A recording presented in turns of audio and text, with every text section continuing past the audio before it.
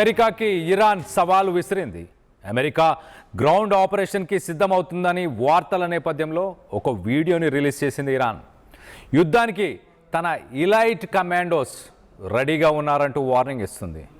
Come close అంటూ ఆ వీడియోకి క్యాప్షన్ పెట్టి మరి ప్రస్తుతానికి ఒక వీడియోని రిలీజ్ చేసింది. ఇటు గ్రౌండ్ ఆపరేషన్ ప్రారంభిస్తే అమెరికాకు ఓటమి తప్పదంటూ హెచ్చరికలను జారీ చేస్తుంది.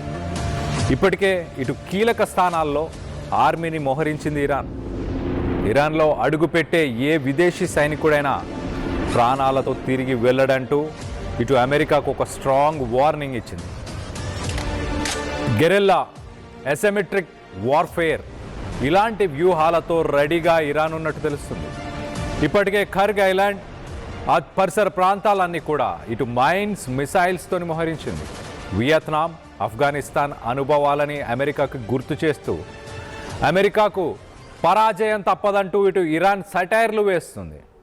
గ్రౌండ్ వార్ మొదలైతే వేల సంఖ్యలో ఆత్మాహుతి డ్రోన్లను ప్రయోగించబోతుంది ఇరాన్ అంటూ చెప్పుకొచ్చింది ఈ వీడియోలో. అమెరికా ట్యాంకులను అలాగే అమెరికాకు సంబంధించిన బలగాలను ధ్వంసం చేస్తామని ఇరాన్ వార్నింగ్ ఇచ్చింది. ఇటు పర్షియన్ గల్ఫ్ వెంబడి మిసైల్ లాంచర్స్తో సిద్ధంగా ఉన్నాము.